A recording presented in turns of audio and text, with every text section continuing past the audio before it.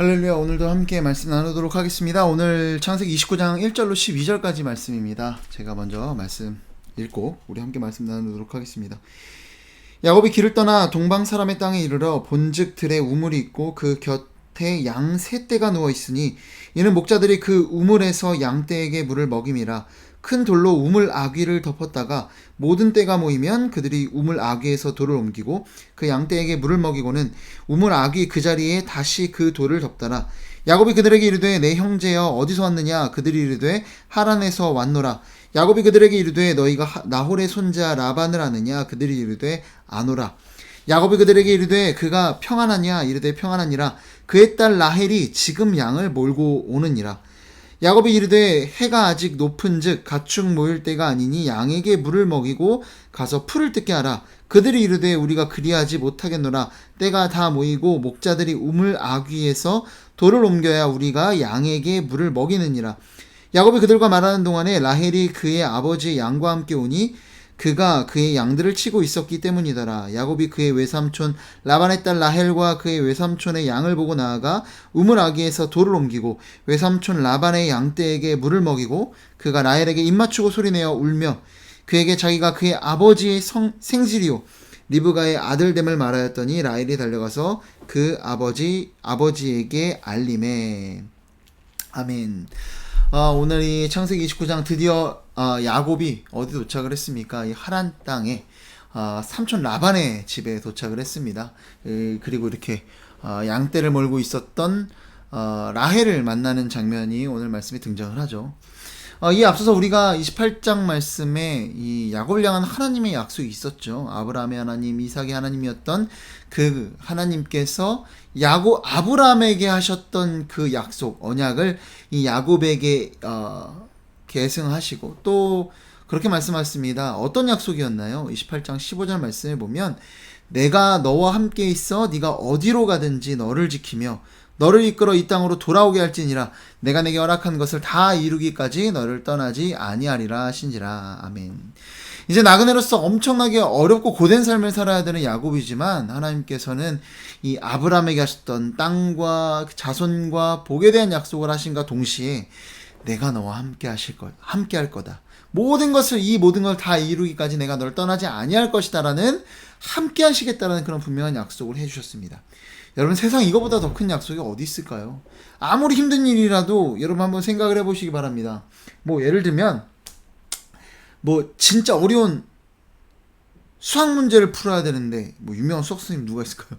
수학 진짜 엄청나게 어려운 수학 문제를 푸는 그 사람이 내 옆에 있다면 어떤 정말 투자를 어디 해야 될지 모르겠는데 워렌 버핏이 내 옆에서 돈이 갑자기 생겨서 워렌 버핏이 옆에 있다면 그 사람이랑 밥 한번 먹는 것도 엄청난 비용이 든다고 하지 않습니까? 어쨌든 여러분, 그런데 하나님이 함께 하신다라는 것이 그 어떤 사람과 함께 하는 것보다 더 큰 그런 축복이지 않겠습니까? 그리고 세상 사람들이 주지 못하지만 정보만 줄 수 있겠지만 정보 주는 것도 쉽지 않지만 하나님은 다 필요하다면 나에게 선한 것이라면 주시는 그런 분이시지 않겠습니까? 이런 든든한 약속을 하나님께서 하셨습니다. 여러분, 그리고 오늘 말씀해 보시면요, 오늘 말씀의 제목이 우연의 연속이잖아요. 이 우연의 연속이 등장을 합니다. 여러분, 저도 이런 비슷한 경험이 있었던 것 같은데요. 제가 우연히 이제 여행을 갔다가 창원에 혼자 갔다가 창원에 진짜 가본 적도 없는 그런 곳이에요. 이제 제가 찜질방에서 자려고 버스를 타고 가는 그런 상황이었습니다. 근데 버스를 타고 가는데 뒤에서 누가 범식이 형 부르더라고요. 거기서 누가 저를 부를 이유가 없으니까 그냥 무시하고 가고 있었는데 또 부르더라고요. 들어보니까 뭐야? 그래서 쳐다보니까 정말로 제가 사실 삼수를 했는데 삼수할 때 재수했던 동생이 창원에서 올라왔던 동생. 그러니까 제가 창원시에서 알고 있는 유일한 사람이 그 친구였습니다. 그 동생. 그런데 그것도 놀라운 게 그 친구가 여기 올 때가 아니고 군대 갈 때쯤이어야 되는 그런 상황인데 거기 있더라는 거예요. 상황을 물어보니까 이 친구가 이 어머니였나, 아마 어머니인가 아버지인가 정확히 기억은 안 나는데 그 신장에 문제가 생기셔서 군대에서 신장 이식을 부모님께 해주면서 이게 어떻게 이렇게 돼서 그냥 그대로 제대하게 됐던 거예요. 그러니까 사실은 군대에 있어야 되는 그런 순간인데 어떻게 정말 우연히 그 버스에서 창원에서 유일하게 한 번 탄 버스 일평생 창원을 그 하루밖에 간 적이 없는데 거기서 그렇게 만나서 그날 찜질방이 아니라 편안한 그 동생과 그 집에서 머물게 됐던, 또 음식 대접도 받고 그런 일들이 있었습니다. 진짜 우연이 아니죠. 어떻게 참 어떻게 이런 일이 있습니까? 여러분, 오늘 말씀도요, 이 제 어떤 사연과는 비교도 안 될 정도의 그런 하나님의 역사가 나타나는데요. 어떻습니까? 오늘 한번 말씀 4절입니다. 그가 이렇게 겨우겨우 도착을 했습니다. 여러분, 도착을 하는데 여러분 한번 생각을 해볼까요? 이 먼 길을 오는 데 있어서 동방 사람의 땅까지 왔다고 하는데 평생 집에서만 살던 이 야곱이 먼 길을 여행하는 게 어떤 일이었을까요? 지금이야 우리 뭐 이렇게 핸드폰 켜고 뭐 지도 내비치면 다 나오잖아요. 여러분, 그런 것도 아니고, 그런데 그 길을 가는데 보통 뭐 유목민이라든지 에서처럼 사냥을 했던 그런 사람이라면 뭐 이렇게 저렇게 해의 어떤 위치나 또 밤이 되면 달이나 별의 위치를 보고 그렇게 어느 정도의 방향을 잡고 갈 수 있었을 겁니다. 뭐 그것도 쉬운 일은 아니죠. 여러분, 그런데 집에만 있던 야곱이 이 먼 길을 여행한다는 것은 거의 뭐 목숨 걸고 해야 하는 일입니다. 뭐 그렇지 않아도 목숨을 거는 일이죠. 도적대가 있었을 것이고요. 짐승이 있습니다. 혼자서 이 여행길에 떠나온 이 야곱은 굉장히 어려운 그런 상황에 놓여 있었을 것입니다. 여러분, 그런데 그가 결국 이렇게 홀로 이 길을 걸어 동방의 사람의 땅에 이르렀습니다. 그 여행하는 내내 정말 뭘 경험했던 걸까요? 하나님의 섭리하심, 하나님의 역사를 경험하지 않고서는 이 일들은 설명할 수 없는 그런 일들이었을 것입니다. 여러분, 그리고 도착을 하고 오늘 4절 말씀입니다. 우리 4절 말씀 제가 읽어드리도록 하겠습니다. 먼저 그 전에 이곳에 도착하니까 어떻습니까? 양 세 떼와 목자들이 있었다고 합니다. 목자들이 모여있고 양들이 있었던 거예요. 자, 그런데 4절에 이렇게 그 목자들에게 질문을 합니다. 야곱이 그들에게 이르되 내 형제여 어디서 왔느냐? 그들이 이르되 하란에서 왔노라. 아멘. 여러분, 지금 야곱이 가려고 했던 곳이 어디예요? 하란이죠. 그 외삼촌 라반이 있는 하란에 가려고 했는데 어디에서 왔다는 거예요? 이 사람들이 하란에서 왔다는 겁니다. 이거보다 더 기쁜 소식이 어디 있습니까? 그토록 가고자 했던 하란에서 온 사람들을 여기서 만난 거예요. 이런 운명이 있을까요? 자, 그리고 나서 다시 한번 묻습니다. 너희가 뭐라고 묻습니까? 5절 말씀 보면 너희가 나홀의 손자 라반을 아냐. 그냥 이름만 물어보면 당시에 뭐 이름 비슷한 이름 워낙 많을 수 있으니까 나홀의 손자 라반은 아냐, 외삼촌 라반은 아냐라고 물어봅니다. 그랬더니 어떻게 이야기합니까? 자기들이 안다라고 이야기합니다. 하필 만난 사람이 우연히 힘들게 그렇게 목숨 걸고 도착한 곳에 사람들을 만났고, 그리고 그 사람들이 하필 내가 가고자 하는 곳에서 왔고, 그리고 여러분, 하란 땅이 뭐 거기 있는 모든 사람이 라반을 알았겠습니까? 여러분, 그런데 그 사람들이 하필 이 라반을 알고 있다고 이야기를 합니다. 엄청난 우연의 연속이 이어지고 있습니다. 자, 그리고 6절에 이렇게 기록하고 있습니다. 6절 말씀 제가 읽어드리겠습니다. 야곱이 그들에게 이르되 그가 평안하냐? 이르되 평안하니라. 그의 딸 라헬이 지금 양을 몰고 오느니라. 그러니까 야곱이 평안하냐, 평안하다라고 이야기를 하는데, 그렇게 대화를 하던 도중에 보니까 라헬이 지금 양을 몰고 오고 있는 겁니다. 누가요? 라반의 딸 라헬이 지금 양을 몰고 오고 있다는 거예요. 여러분, 기가 막히죠? 라반을 아는 것도 우연인데, 하란에서 온 것도 우연인데, 지금 누구를 만나는 상황이 되는 거예요? 라헬을. 여러분, 야곱이 지금 이곳에 온 이유가 뭔가요? 외삼촌 라반을 만나러 왔는, 그렇지 않죠. 그 친척, 이 하나님을 경외하고 있는 하나님의 백성들에게 찾아가서 자신의 어떤 친척들에게 가서 아내를 구하고자 했죠. 여러분, 그런데 누구를 만났습니까? 결국은 야곱의 아내가 되는 이 라헬을 만나더라는 것입니다. 여러분, 오늘 이 야곱의 어떤 그 우물가에서 벌어진 이 일들을 한번 보시기 바랍니다. 여러분, 이렇게 겹치는 우연들을 보면 이건 뭡니까? 우연이 아니죠. 하나님이 분명하게 역사하고 계신다는 사인입니다. 여러분, 하나님이 약속하셨죠. 내가 너와 함께 할 것이다. 이 모든 일들을 이루기까지 내가 떠나지 않겠다라고 분명히 말씀을 하셨습니다. 약속해 주셨다라는 거예요. 자, 그리고 나서 이 하나님의 분명한 하나님의 역사를 보고 나서 우리 이 야곱의 행동들 한번 봤으면 좋겠는데요. 7절과 8절 말씀 제가 읽어드리겠습니다. 7절 8절입니다. 야곱이 이르되 해가 아직 높은즉 가축 모일 때가 아니니 양에게 물을 먹이고 가서 풀을 뜯게 하라. 그들이 이르되 우리가 그러하지 못하겠노라. 때가 다 모이고 목자들이 우물하기에서 돌을 옮겨야 우리가 양에게 물을 먹이느니라. 아멘. 여러분, 그러니까 이 야곱이 얘기하는 거예요. 우리 물을 안 먹이고 있으니까, 라헬이 오고 있는데, 야, 그러지 말고 이거 양에게 물을 먹이자. 지금 이제 옮겨서 물 먹이고 풀 뜯게 하자. 그랬더니 뭐라고 이야기하는 겁니까? 그들이 이르되 우리가 그렇게는 안 된다. 때가 다 모이고 목자들이 우물아기에서 돌을 옮겨야 그제서야 우리가 양에게 물을 먹이는 것이다 라고 그렇게 이야기를 합니다. 여러분, 우리 생각에는 이거 갑자기 온 외부인에 대한 텃세를 부리는 걸까? 여러분, 그럴까요? 그렇지 않다라는 것이죠. 여러분, 오늘 2절과 3절 말씀을 보면 이렇게 기록하고 있습니다. 2절입니다.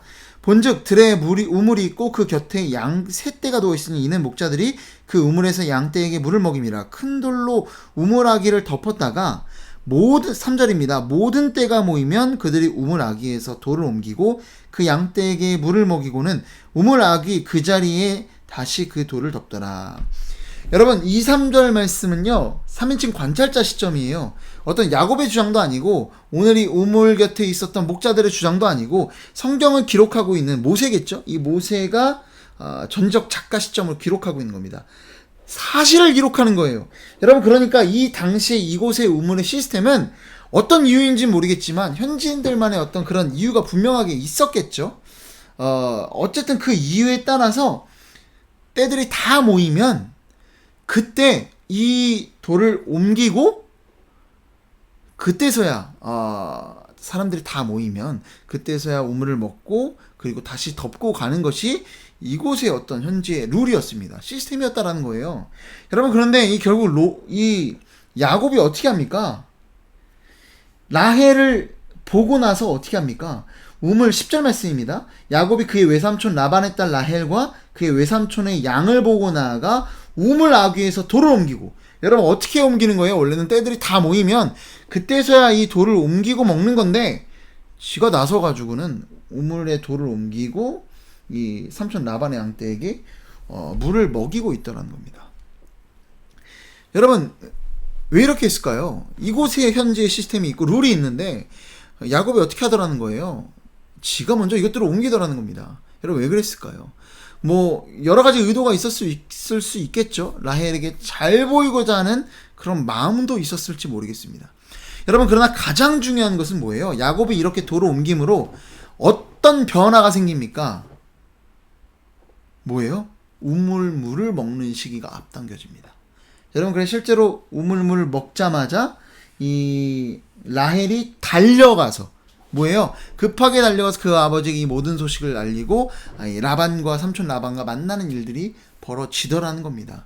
여러분, 야곱이 이렇게 했던 이유는 빨리 라반의 집에 가기 위해서, 이 라헬과의 어떤 일들을 빨리 처리하기 위해서 하루빨리 이 아내를 구하기 위한 그의 심정이었다라는 겁니다.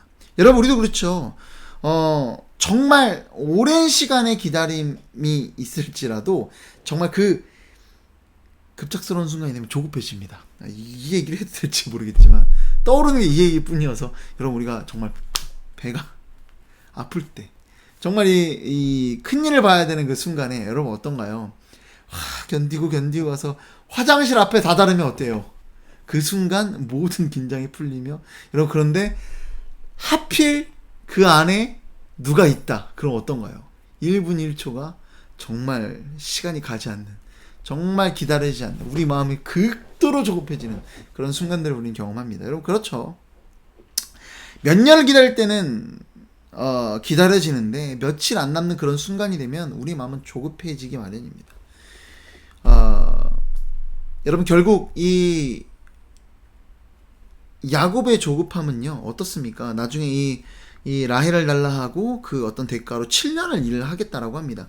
7년이 끝나자마자 어떻게 하냐면요, 21절 말씀 제가 읽어드릴게요. 야곱이 라반에게 이르되 내 기한이 찼으니 내 아내를 내게 주소서. 내가 그에게 들어가겠나이다. 여러분, 기한, 즉 7년이 차자마자 못 기다리겠다고 삼촌 라반에게 기한 찼으니까 그 딸 내놓으십시오, 이렇게 얘기하는 거예요. 이 어떤 표현은요 결코 공손한 태도는 아닙니다. 먼저 이 알아서 이 7년이 됐으니 이거 엄청난 기간이지 않습니까? 그러니 당연히 삼촌 라반이 알아서 줄 텐데 그 딸을, 그게 아니라 그냥 대뜸 자기가 먼저 기한 다 차자마자 가서 구하고 있더라는 거예요. 여러분, 라반이 이렇게, 야곱이 이렇게 조급한 모습으로 이렇게 나오고 오늘 이 말씀에 등장하는 모습을 볼 수 있습니다. 여러분, 그런데 야곱의 이런 모습이 여러분들 이해가 되시나요? 여러분, 결국 이 조급함 때문에 더 오랜 시간을 이 삼촌 라반을 위해서 일을 하지 않습니까?